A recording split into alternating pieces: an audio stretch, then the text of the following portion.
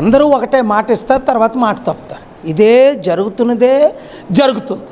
Sad news ఏంటంటే అందరూ ముఖ్యమంత్రులు కలుస్తారు ఎలక్షన్స్ ముందు, రేవంత్ రెడ్డి కలిసినట్టే.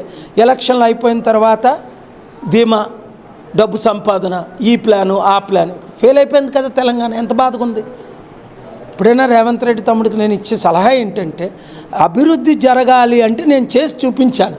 ఇది కొత్త కాదు నాకు. అభివృద్ధి చేయడం, ఉద్యోగాలు తేవడం, కంపెనీలు తీసుకురావడం, లక్షల కోట్లు తేవడం, ఇవన్నీ చేసింది నేను ఒక్కడనే ఈ దేశంలో.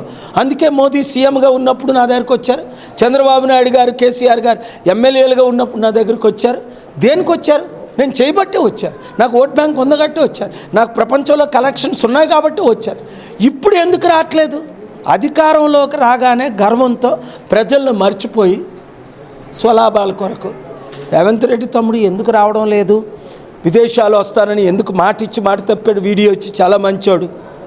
ఆయనకు కూడా నోటీసులు పంపిద్దాం, అప్పుడు వస్తాడేమో. నువ్వు వస్తానని ఎందుకు రాలేదు, చేస్తానని ఎందుకు చేయలేదు? లీగల్ నోటీసులు పంపిద్దాం. ఆల్రెడీ 2 లెటర్లు పంపించాను.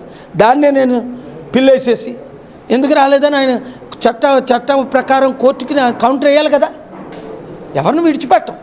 ప్రజల కొరకు ప్రాణం ఉన్నంత వరకు ఫైట్ చేస్తాను. సో ఫిరాయించిన ఎమ్మెల్యేలపై ఒకవేళ కోర్టు అనర్హత వేటు కనుక వేస్తే ఎట్లా ఉండబోతుంది నెక్స్ట్ పరిస్థితి? ప్రజాశాంతి పార్టీ ఎలక్షన్లో పోటీ చేసే అవకాశం ఉంది.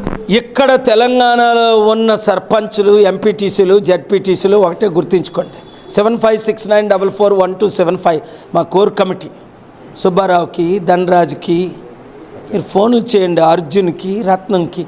ఏ జిల్లాకి ఆ జిల్లా కమిటీ. నువ్వేం చేస్తావంటే మన వెబ్సైట్లోని, ప్రజాశాంతి పార్టీ వెబ్సైట్, అలాగే మన యాప్లోని డాక్టర్ కేఏ పాల్, అట్లాగే మన ఫేస్బుక్లోని ఈ డిస్ట్రిక్ట్ కోఆర్డినేటర్లు, వారి పేరు, వారి ఫోన్ నెంబరు జాయిన్ అవ్వడానికి అంతే. 10 ఉమ్మడి జిల్లాలు తెలంగాణలో చేస్తే చాలు. సర్పంచులు, ఎంపీటీసీలు, జడ్పీటీసీలు మీరంతా ఇండిపెండెంట్గా మరి పోటీ చేస్తే మీకు సుఖమే ఉంది. ఇప్పుడు ఇండిపెండెంట్గా పోటీ చేశాడు అర్జున్, 3 టైమ్ పీజీ, 4 లక్షలు ఖర్చు పెట్టాడు. ఏం చేయగలిగాడు? పాపం అప్పుల పాలైపోయాడు.